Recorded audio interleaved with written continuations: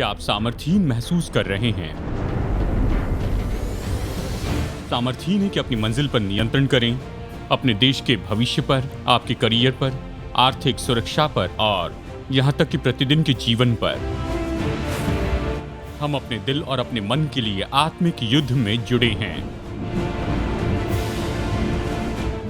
कई बार विजयी होने के लिए बहुत ही कम सामर्थ्य होती है।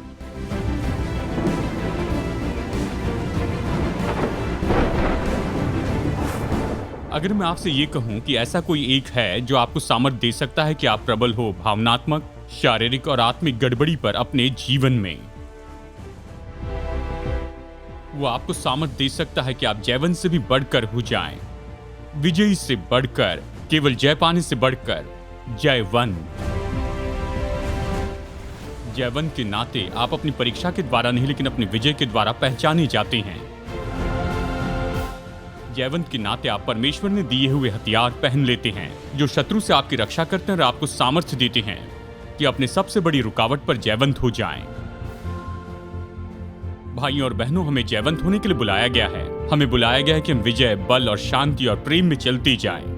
कई बार जब मैं लोगों से पूछता हूं आप कैसे हैं तो कहते हैं मैं ठीक हूं, इन सारी परिस्थितियों में दबा हुआ हूं। हम परिस्थितियों के नीचे दबे रहने के लिए नहीं हैं, हम परिस्थितियों के ऊपर रहने के लिए हैं। हम नीचे दबे रहने वाले नहीं हैं लेकिन जयवंत होने वाले हैं। आमीन। कभी न रोके जाने वाले बल के साथ जीवन जिएं, अटल विश्वास के साथ और अविश्वसनीय सामर्थ्य के साथ। खोज निकालिए कि कैसे आप जयवंत हो सकते हैं। आइए उन निर्देशों को देखें जो प्रेरित पौलुस ने इफिसियों के विश्वासियों को दिए थे कि धार्मिकता की झिलम को पहन ले। सामान्य जो रोमी सिपाही था उसकी झिलम तो एक ऐसा हथियार थी जो मजबूत चमड़े से बनाई जाती थी और अफसरों को अतिरिक्त सुरक्षा देने के लिए इस चमड़े के ऊपर मेटल की प्लेट लगाई जाती थी और ये झिलम इस तरह से होती थी कि वो उसके सारे अंगों को, खास करके दिल को सुरक्षित रखती थी। ऐसा सिपाही जो झिलम पहने हुए नहीं है वो तो शत्रु के किसी भी हमले के लिए शिकार हो सकता है। तो अपनी पत्री में पौलुस इस झिलम का उपयोग करता है जो कि दिल की रक्षा के लिए बनाई गई है। पौलुस इसे एक उपमा के रूप में उपयोग करता है। ये कहता है कि धार्मिकता ये तो ऐसी झिलम के जैसे है जो आपके दिल की रक्षा करती है, जो कि आपके और मेरे जीवन के लिए आत्मिक केंद्र होता है। ये तो यीशु मसीह की धार्मिकता को उपयोग करते चले जाना है नैतिक सिद्धता के लिए और पाप रहित जीवन जिए। और धार्मिकता में जीवन जीने के कारण हम उस बुराई पर जय पाते हैं जो हमारे भीतर होती है और वो बुराई जो हमारे आसपास होती है। हम इसे कैसे करते हैं? जब हम सोचते हैं कि भलाई से बुराई पर विजय पाएं, हम तो अक्सर हमारे आसपास की सारी बुराई पर गौर करते जाते हैं। बाइबल कहती है कि कोई भी धर्मी नहीं है, नहीं एक भी नहीं, कोई समझदार नहीं, कोई परमेश्वर का खोजने वाला नहीं, सब भटक गए हैं, सब के सब निकम्मे बन गए हैं, कोई भलाई करने वाला नहीं है, नहीं एक भी नहीं। शायद आप कहें पास्टर जर्मया मैं इस पर विश्वास नहीं करता हूं। मैं आपको यह बता दूं, चाहे आप विश्वास करें या ना करें, लेकिन यह सच है। हम क्या विश्वास करते या क्या नहीं करते उससे सच्चाई नहीं बनती है। यह सच्चाई है, प्रभु का वचन है। बाइबल कहती है कि हम जन्मे हैं और हमारे माता पिता से हम में पाप का स्वभाव आता है और कई बार ये पाप का स्वभाव तो जंगली फूल के जैसे बढ़ता जाता है और हम बिल्कुल वैसे ही हो जाते हैं। और एक बहुत बड़ी चौंकाने वाली बात जो यहाँ पर इस बीच में होती है, जो लोग परेशानी में फंसते हैं उनके बारे में आप सोचते हैं कि ये तो सबसे आखिरी व्यक्ति होंगे जो ऐसा कुछ करेंगे, क्योंकि मनुष्य तो बाहरी रूप को देखता है लेकिन परमेश्वर हमारे दिल को देखता है। एक सबसे बुरा विचार जो कि विश्वासी के नाते कोई कर सकता है तो वो ये है, ओ मैं इतनी बुराई तो कभी नहीं करूंगा। और ये विचार तो उनके खुद के दिल की बुरी दशा के बारे में दिखाता है। ये बहुत ही गंभीर संभावना है, क्योंकि बाइबल कहती है जो समझता है कि मैं स्थिर हूं वो चौकस रहे कि कहीं गिर न पड़े। और विनाश के पहले गर्व आता है और ठोकर खाने से पहले घमंड आता है। बुरी खबर यह है कि हम सब में बुराई होती है, लेकिन खुश खबर यह है कि यीशु मसीह अपनी दया और अपनी करुणा में उसने उस बुराई पर विजय पाया। क्रूस पर मरने के द्वारा उसने हमें दी है अपनी धार्मिकता। अगर आपने इसे पहले नहीं सुना है तो चलिए मैं सुसमाचार को कुछ शब्दों में आपको बताता हूं। यही तो हुआ था जब प्रभु यीशु मसीह क्रूस पर गए। ये बाइबल की सबसे अद्भुत सच्चाई है। 23 शब्दों में पौलुस हमें यह संदेश देता है 2 कुरिन्थियों 5 में, जो पाप से अज्ञात था उसी को उसने हमारे लिए पाप ठहराया कि हम उसमें होकर परमेश्वर की धार्मिकता बन जाएं। जरा इसे गौर से सुनिए। जब यीशु क्रूस पर मरे तो प्रभु यीशु मसीह ने हम पापी की पहचान ले ली, और जब हम प्रभु पर विश्वास करते हैं तो प्रभु की पहचान को ले लेते हैं परमेश्वर के धर्मी पुत्र के रूप में। क्रूस पर के इस अद्भुत पल में यहाँ मसीह हमारे लिए पाप बन गया, और जब प्रभु ने हमारे पापों को क्षमा किया तो प्रभु ने हमें अपनी धार्मिकता दे दी। अब ये विचार तो हमारे समझने के लिए बहुत मुश्किल है। अपने मन में इस पर सोचते हैं, इसे समझना चाहते हैं। मैं आपको एक कहानी बताना चाहता हूं जिससे आपकी सहायता होगी, और अगर आप इस कहानी को अच्छे से सुनते हैं तो मैंने जो कहा उससे कभी नहीं भूलेंगे। अर्विन लुत्सर हमें न्योता देते हैं कि कल्पना करें। इनकी किताब जिसका नाम है the life and the time of Jesus Christ. इस किताब में यीशु मसीह के बारे में बहुत सटीकता से लिखा गया है। प्रभु ने जो काम किए वो, प्रभु की आज्ञाकारिता, शुद्धता और उद्देश्य। ये सच में बहुत ही सुंदर किताब है। एक और किताब की सोचिए, यह आपके जीवन और समय की है। इस पर अपना नाम लिख लीजिए, या कहिए मेरा नाम उपयोग कीजिए, the life and time of David Jeremiah. इस किताब में मेरे सारे पाप लिखे गए हैं। मैंने जो कुछ भी किया, प्रतिज्ञाओं को तोड़ा या फिर दोस्तों को धोखा दिया, इसमें पाप के विचार हैं, मिले हुए उद्देश्य हैं, आज्ञा भंग करने के काम हैं। अब जरा कल्पना कीजिए, प्रभु यीशु मसीह इन दोनों किताबों को लेते हैं और इनके कवर ही बदल देते हैं, और वो अपनी किताब के अंदर के पन्नों को लेकर आपकी किताब के कवर में उसे रख देते हैं। और जब हम इस किताब को खोलते हैं जिसका नाम है the life and time of David Jeremiah, और जब हम पन्नों को पलटाते हैं तो उसके अंदर कुछ भी, एक भी पाप नहीं दिखता है। उसमें हम केवल सिद्धता और आज्ञाकारिता की बड़ी सूची देखते हैं, नैतिक सिद्धता और शुद्ध प्रेम देखते हैं। ये किताब इतनी सुंदर है कि परमेश्वर भी इसकी सराहना करते हैं। और फिर जिस पर यीशु मसीह का नाम है, उस किताब को आप खोलते हैं और उस किताब में हमारे सारे पाप लिखे गए हैं। प्रभु ने हमारी किताब के कवर को ही बदल दिया है। यानी जब किसी दिन मैं स्वर्ग में पहुंचूंगा, मेरी किताब में मेरे सारे पाप नहीं होंगे, लेकिन परमेश्वर की धार्मिकता उसमें होगी। हालेलुया! क्या ये महान सच्चाई नहीं है? विश्वास के द्वारा मसीह की धार्मिकता को प्राप्त करने से अब हम उसकी धार्मिकता का उपयोग कर सकते हैं, और इस तरह से हम धार्मिकता का जीवन जीते हैं। अगर इस तरह से जिए तो हमारे दिल पर बोझ नहीं होता है, और इसी तरह का हृदय बुराई पर विजय पा सकता है। तो आप में जो बुराई है उस पर कैसे जय पा सकते हैं? इसे मसीह को दीजिए। अपने पापों का अंगीकार कीजिए और अपने पाप मसीह को दीजिए, और प्रभु उसे लेते हैं और क्रूस पर जो कुछ भी काम किया उसके द्वारा लेते हैं, और वो अपनी धार्मिकता को लेकर उसे आपको दे देते हैं, और इस तरह से किताब के कवर को बदलते हैं।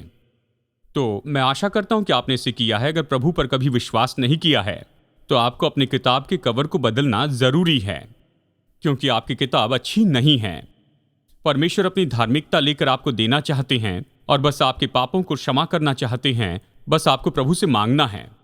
आपको बस यही कहना है, प्रभु यीशु मैं जानता हूं कि मैं एक पापी हूं, मेरी किताब पूरी तरह से गड़बड़ी में है, मैं आपकी धार्मिकता अपनी जिंदगी में चाहता हूं, मेरे पापों को क्षमा कीजिए, मुझे अपनी धार्मिकता दीजिए। और वो इसे करेंगे। कभी किसी को उन्होंने मना नहीं किया है जो प्रभु से ये मांगते हैं। यही तो बुनियादी बात है। तो चलिए अब हम इसे अच्छे से देखते हैं। अब हमने उद्धार पाया है और किताब की कवर के ऊपर मसीह यीशु की धार्मिकता है, लेकिन दुर्भाग्यवश बुराई अभी भी अस्तित्व में है। क्या यह सच नहीं? मैं आशा करता हूं कि आप वैसे नहीं जो सोचते हैं कि विश्वासी हो गए और पुराना स्वभाव चला गया है। अगर आप सोचते हैं कि यह सच है तो आप अपने पति या अपनी पत्नी से कहिए कि क्या इसके कोई सबूत दिख रहे हैं। मैं अक्सर ये कविता दोहराता हूं क्योंकि ये बात तो बिल्कुल सच है। ये कविता है कि मेरे अंदर में दो स्वभाव हैं, एक झूठा है तो दूसरा आशीषित है। मुझे एक पसंद है तो एक से नफरत है। जो मैं महसूस करूं वही अधिकार करेगा। हमारे दो स्वभाव हैं हम सभी में। आपका पुराना स्वभाव आपके अंदर है, उद्धार पाने के बाद नया स्वभाव आता है, लेकिन पुराना स्वभाव जाता नहीं है। तो जरा सोचिए कि विश्वासी होने के बाद में, आपकी किताब का कवर बदल जाने के बाद भी आपको उस बुराई से अभी भी व्यवहार करना है। और कितने लोग जानते हैं कि विश्वासी होने के बाद में कि अभी भी आपकी विचारधारा होती है कि बुराई के बदले में बुराई से पलटा दे। तो इस संदेश के अंतिम पल में मैं आपको यहाँ पर यह बताना चाहता हूँ, हमारे आसपास जो बुराई है उस पर हम कैसे जय पाए। लोग हमारे साथ में जो बुराई करते हैं उसके साथ कैसे निपटे, उस पर जय कैसे पाए। क्या यहाँ पर किसी के साथ किसी ने बुरा व्यवहार किया है? खैर, पूरे संसार में ये होता है और इन दिनों में तो ये बहुत बढ़ते जा रहा है। हम विश्वासियों की परीक्षा इसी में है कि हम संसार का तरीका अपनाना चाहते हैं कि बुराई का बदला हम बुराई से दें। बाइबल हमें स्पष्ट निर्देश देती है कि कैसे हम बुराई के ऊपर में भलाई से जय पा सकते हैं, और इसके लिए एक मुख्य वचन है। और बाइबल में जिस तरह से बताया है ये मुझे पसंद है। कई बार वचन यहाँ वहाँ होते हैं, लेकिन कई बार ये तो बिल्कुल मुख्य भाग होता है जहाँ सबसे मुख्य सच्चाई एक जगह पर होती है। जब भी आपको लगता है कि आप किसी से बदला ले, किसी को पलटा दे क्योंकि उन्होंने आपके साथ में बुरा व्यवहार किया है, तो पढ़िए रोमियो अध्याय 12 वचन 17 से 21 तक। इस पर एक घेरा बना लीजिए कि ये तो बदला लेने का वचन है। बुराई के बदले किसी से बुराई न करो। जो बातें सब लोगों के निकट भली हैं उनकी चिंता किया करो। जहां तक हो सके तुम भरसक सब मनुष्यों के लिए मेल मिलाप रखो। हे प्रियो, बदला न लेना परंतु परमेश्वर के क्रोध को अवसर दो, क्योंकि लिखा है, बदला लेना मेरा काम है, प्रभु कहता है, मैं ही बदला दूंगा। इसलिए यदि तेरा बैरी भूखा हो तो उसे खाना खिला, यदि प्यासा हो तो उसे पानी पिला, क्योंकि ऐसा करने से तो उसके सिर पर आग के अंगारों का ढेर लगाएगा। बुराई से न हारो परंतु भलाई से बुराई को जीत लो, भलाई से बुराई को जीत लो। चलिए इस वचन को फिर से हम यहां पर पढ़ते हैं। बुराई से न हारो परंतु भलाई से बुराई को जीत लो, ये कहता है। और मैं आपको 6 सिद्धांत देना चाहता हूं जो आपकी मदद करेंगे कि भलाई के द्वारा आप बुराई पर विजयी हो जाएं। कहीं ना कहीं कोई ना कोई आपके साथ में ऐसा कुछ करेगा जो कि सच में बुरा होता है। यीशु के अनुयायी होने के नाते आप उससे कैसे निपटेंगे? शायद अभी आप एक ऐसी परिस्थिति में जहां पर विवाह टूटने पर है, जहां आपके जीवन साथी बस आपको छोड़ देना चाहते हैं। हर कोई ऐसे समय में से होकर जाता है जहां बुराई उनके जीवन में आती है। विश्वासी होने के बाद भी जब बुराई आती है तो आप उसके साथ क्या करते हैं? वचन के इस भाग से कुछ विचार बताता हूं। तो चलिए, सबसे पहले बदला लेना परमेश्वर पर छोड़ दीजिए। यह कहता है, बुराई के बदले किसी से बुराई न करो। हे प्रियो, बदला न लेना, क्योंकि लिखा है, बदला लेना मेरा काम है, मैं ही बदला दूंगा। क्या आपने कभी ध्यान दिया, जैसे हम कहते हैं कि बदला लेना, इसे जरा गौर से सुनिए।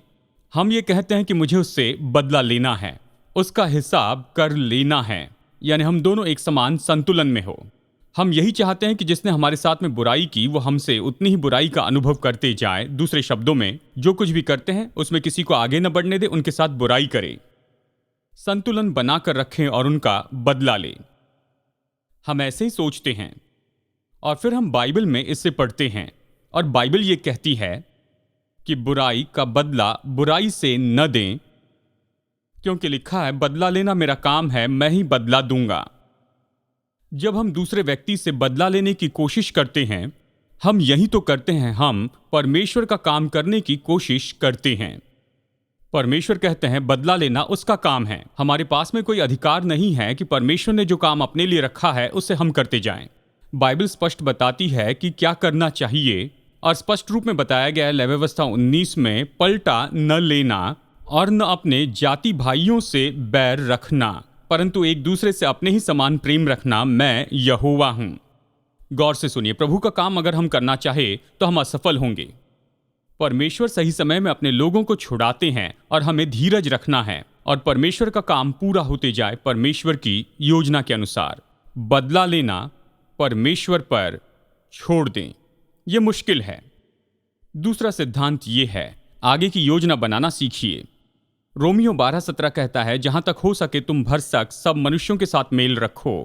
पौलुस इन सिद्धांतों के लिए अच्छे उदाहरण देता है। यहां पर वो कहता है, सावधान, कोई किसी से बुराई के बदले बुराई न करे, पर सदा भलाई ही की चेष्टा करो। जो तुम्हारे लिए और सबके लिए भला है उसकी चेष्टा करो। चलिए इस पर कुछ समय के लिए चर्चा करते हैं। जब भी अपने जीवन में बुराई से निपटने की बात आती है तो ज्यादातर लोग प्रतिक्रिया करते हैं। दूसरे शब्दों में, जब हमारे साथ कुछ होता है तो हम प्रतिक्रिया करते, लेकिन पौलुस हमसे कहता है कि हम प्रतिक्रिया न करें।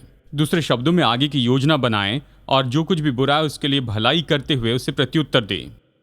कोई भी प्रतिदिन के जीवन की परेशानी से बचा नहीं है। कई बार कुछ परिस्थिति में लोग हमारे अंदर से सबसे बुरा निकालते हैं, सच है ना? पौलुस हमें चुनौती देता है कि हम आगे की योजना बनाएं ताकि बुरी परिस्थितियों के बीच में भी हम भलाई करते चले जाएं। हमारा लक्ष्य यही है कि अगली बार इसे और भी बेहतर कैसे करते जाएं, ताकि अभी जिन परिस्थितियों का हम सामना कर रहे हैं उससे बेहतर कर सके। बदला लेना प्रभु पर छोड़ दे, आगे की योजना बनाएं, अगली सभी बातों को थामे रहें। चाहे हम योजना बनाएं या न बनाएं, लेकिन परीक्षा का समय आता है और जब वो आता है तो हमें निर्णय लेना है कि हम उसे कैसे प्रत्युत्तर दें। जयवंत के नाते आपको जानना होगा कि आप बिल्कुल सब कुछ सही नहीं कर सकते हैं और आप ये कहते हैं मैं इस परिस्थिति में हूं, ये और ये वो हो रहा है, क्या करूं? तो अगला सही काम कीजिए। सब कुछ सही करने की चिंता मत कीजिए, अगला सही काम कीजिए। प्रभु ये आपको बताएंगे। आप बस प्रार्थना कीजिए, प्रभु मैं नहीं जानता कि ये सब क्या है, मैं इसे सही तो नहीं कर सकता हूं, लेकिन यहां पर ऐसा कुछ है जो मैं कर सकता हूं, मुझे आप वो दिखाइए। तो उस पर आधारित रहें और अगला सही काम करते जाएं। जब आप अगला सही काम करेंगे तो उसके बाद का अगला सही काम क्या है इसे आप सीखेंगे। कई बार इतने व्याकुल हो जाते हैं, आप कई बार इतने व्याकुल हो गए कि आप नहीं जानते थे कि अभी आगे मैं क्या करूं, और हम कुछ नहीं करते हैं, एक ही जगह पर फंसे रहते हैं। प्रभु नहीं चाहते कि आप फंसे रहें। बदला लेना प्रभु पर छोड़ दीजिए, आगे की योजना बनाइए, अगली सभी बातों को थामे रहे। फिर बाइबल कहती है सब मनुष्यों के साथ मेल मिलाप से रहे। यह है रोमियो अध्याय 12 वचन 18 में। यदि यह संभव हो, यह तो ज्यादातर आप पर आधारित है, सबके साथ मेल मिलाप के साथ रहे। यह बहुत जरूरी है। मैं तो इसके बारे में बहुत परवाह करता हूं कि क्या हो रहा है। ये क्रोध की आत्मा जिसने हमारे देश को अपने हाथ में कर रखा है, अपनी मनमर्जी करते जाना, ये तो मानो क्रूरता हो गई है। और जो विरोधी लोग हैं वो तो बस एक दूसरे के सामने एक जंगली जानवर के जैसे होते हैं। कल शाम जब मैंने खबरें शुरू की तो मैं उसे देख नहीं पाया, मैंने उसे तुरंत बंद कर दिया, इसके पहले कि मैं जानूं कि वो क्या कह रहे हैं। इतनी ज्यादा वहां पर गंदगी थी। ये तो मानो इस तरह से मनोरंजन के क्षेत्र में घुसते चले जा रहा है जहां पर सब प्रसारण करने वाले हैं, जो लोग अपने दृष्टिकोण को नहीं बताते हैं उनके बारे में वो गलत कहते जाते हैं। हमारे स्कूल में नफरत के शब्द सुने जाते हैं जहां वो पहले कभी नहीं सहे जा सकते थे, और यूनिवर्सिटी में ऐसे ऐसे लेक्चर स्टेज पर से दिए जाते हैं। ये व्यवहार तो पूरी तरह से उल्टा ही है। नए नियम के रूप में विश्वासियों को जो आज्ञा दी गई है, जब हम उसे देखते हैं, चाहे किसी भी मुद्दे पर हम किसी भी बाजू में क्यों ना हो, हमें कहना है चाहे वो जो भी विश्वास करते हैं, जो कर रहे हैं वो तो गलत है। शायद आप उन्हीं के जैसे विश्वास करते हैं, लेकिन आप ये विश्वास नहीं करेंगे जैसे वो दर्शा रहे हैं। ये तो परमेश्वर का तरीका है। सुनिए प्रभु ने क्या कहा, धन्य है वे जो मेल करवाने वाले हैं, क्योंकि वे परमेश्वर के पुत्र कहलाएंगे। सबसे मेल मिलाप रखो और उस पवित्रता के खोजी हो जिसके बिना कोई प्रभु को कदापि न देखेगा। जब हम भलाई से बुराई पर विजय पाते हैं तो बुराई खत्म हो जाती है और उसे जीवित रखने के लिए जो ईंधन लगता है उसकी कमी होती है। अवश्य ही लोगों की प्रतिक्रियाओं पर हमारा पूरा नियंत्रण नहीं है। देखिए क्या कहता है, जितना हो सके उतना तुम करते जाओ। कई बार शांति आप पर आधारित नहीं होती है। आप सारे अच्छे काम, सही काम करते हैं, लेकिन फिर भी वो आप पर क्रोधित हैं, वो आपको कोसते हैं, आपके बारे में गलत शब्द कहते हैं। बाइबल कहती है अगर ऐसा होता है तो तुम इसके लिए जिम्मेदार नहीं हो। जहां तक हो सके, यानी जहां तक आप कर सके, जो कुछ भी आपके लिए संभव है, सबसे मेल मिलाप रखें। यह न कहें कि मैं शांति में इसलिए नहीं हूं क्योंकि मुझे शांति या मेल मिलाप नहीं मिला। प्रभु से मेल मिलाप कीजिए, प्रभु मदद करेंगे कि सबसे मेल मिलाप हो। अगर वो प्रत्युत्तर न दे, प्रभु को धन्यवाद दे कि आपने सही काम किया है। ठीक है,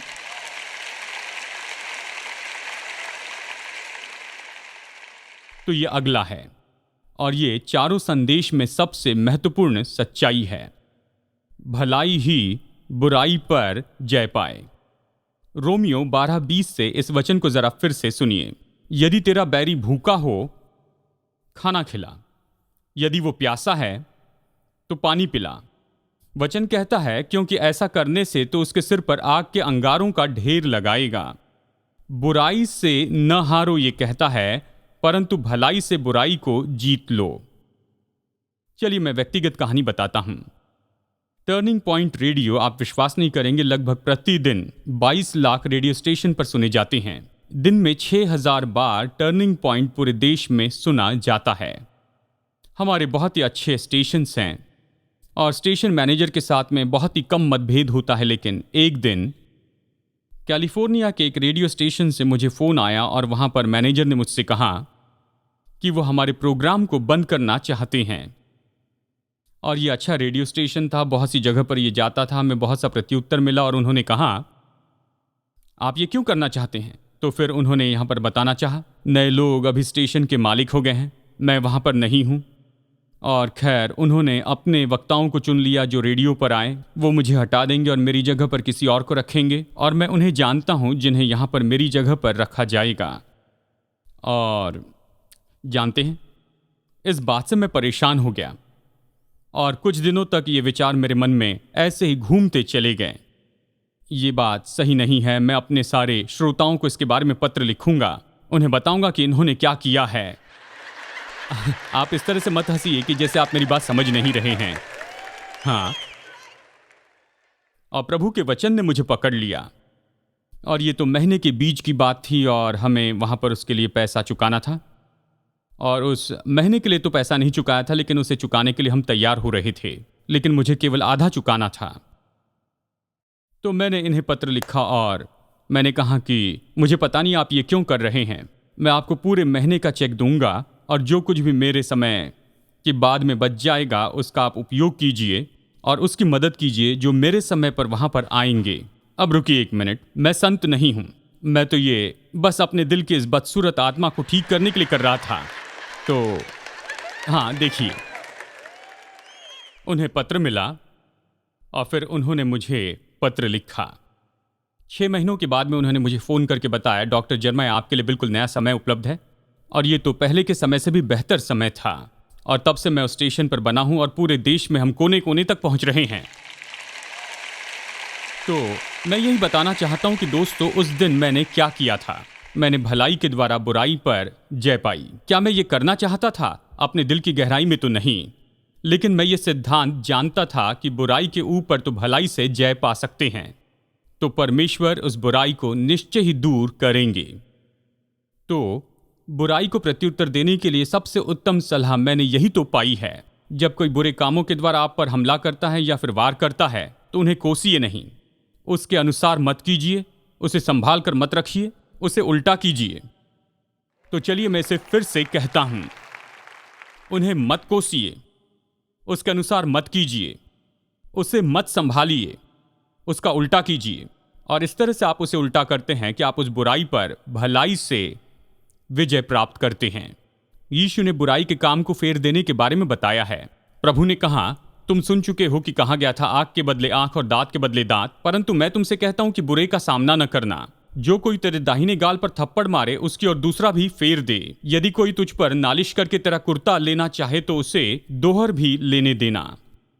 और पतरस ने लिखा, बुराई के बदले बुराई मत करो और न गाली के बदले गाली दो, पर इसके विपरीत आशीष ही दो, क्योंकि तुम आशीष के वारिस होने के लिए बुलाए गए हो, ये जान लो। तो आखिरी तो बस यही है। चलिए इसे हम फिर से देखते हैं। बदला परमेश्वर पर छोड़ दे। आगे की योजना बनाना सीखिए, अगला सही काम कीजिए, सभी मनुष्यों के साथ मेल मिलाप रखिए और भलाई बुराई पर जय पाए और अपने बैरियों से प्रेम रखें। ओ मेरे प्रभु। रोमियो 12:20 में पौलुस ने यह शब्द उपयोग किया। वो कहता, अगर तुम ऐसा करोगे तो तुम उसके सिर पर अंगारों का ढेर लगाओगे। मैं इस बात को पहले नहीं समझ पाया, बाद में इस वचन को गहराई से मैंने सीखा। इसका यही अर्थ है। मिस्रियों के समय में किसी व्यक्ति पर अंगारों का ढेर रखने का मतलब यह तब होता था जब लोगों के सामने इस तरह से वो दिखाया करते थे। वो अपने सिर पर अंगारों का ढेर लेकर चलते थे ताकि अपनी शर्मिंदगी को वो यहाँ पर लोगों के सामने दिखा सके। बात तो यह है, जब हम अपने शत्रुओं से प्रेम रखते हैं, उनकी ज़रूरत पूरी करना चाहते हैं, हम उसकी नफरत के लिए उसे शर्मिंदा करते हैं, हम उसे शर्मिंदा महसूस करवाते हैं उसने जो किया उसके लिए। इसे कैसे करते हैं? जब वो बुराई करे तो आप भलाई कीजिए। किसी ने बुद्धिमानी से कहा कि शत्रु हम पर तब जय पाता है जब वो हमें अपने जैसा बना देता है। बुराई का बदला बुराई से देना, यह तो शैतान के जैसे होना है। अपने शत्रु के तरीके अपनाना यानी ये तो अपने लिए शत्रु हो जाना है, लेकिन बुराई के बदले भलाई करना ये तो परमेश्वर के जैसे है। बुराई पर विजय पाने के लिए जो काम है ये तो प्रेम का काम है। यीशु ने कहा, अपने शत्रुओं से प्रेम रखो, जो तुमसे नफरत करता है उनसे प्रेम रखते जाओ और अपने सताने वालों के लिए प्रार्थना करो। ऐसे यीशु ने कहा, प्रेम करें, आशीष दे, भलाई करें, प्रार्थना करें, इस तरह आप जयवंत होते हैं। बुराई पर भलाई से ये कोई काल्पनिक विजय नहीं है, ये तो क्रांति लाने वाली इतनी महान सामर्थ्य है। मुझे नहीं लगता कि विश्वासियों को छोड़ और कोई इसे कर पाएगा। अगर आपके दिल में यीशु नहीं है तो ऐसे करने की आप में सामर्थ्य नहीं है। एक वाक्य में इस पूरे संदेश का सारांश है कि भलाई से बुराई पर जय पाए। इस संसार में बुराई का सामना करना हमारे लिए कभी बंद नहीं होगा और स्वर्ग के इस पार कभी भी हम इस परीक्षा से नहीं छूट सकते हैं कि हम खुद बुराई करना चाहेंगे। हमारे अंदर और हमारे साथ केवल एक ही सामर्थ्य है जो इतनी सामर्थ्य है कि बुराई पर जयवंत हो जाए, और ये सामर्थ्य तो परमेश्वर की भलाई है। धार्मिकता ये परमेश्वर की भलाई है जब हम उसके अनुसार जीते हैं।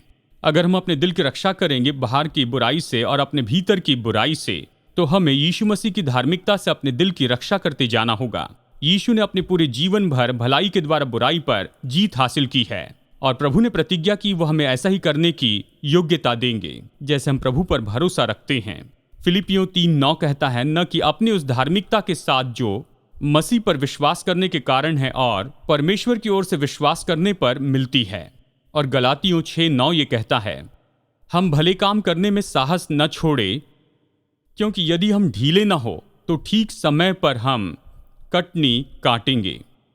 मैं आपको ये बताना चाहता हूं, अगर आप कड़वाहट रखना चाहते हैं तो अपने नाश के लिए आप इसे कर सकते हैं।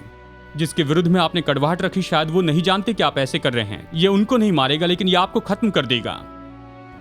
तो क्यों ना परमेश्वर के वचन के अनुसार हम उसे ले और ठान ले कि परमेश्वर के अनुग्रह के द्वारा इस पल से आगे कि आप बुराई पर भलाई के द्वारा जय पाएंगे। हालेलुया।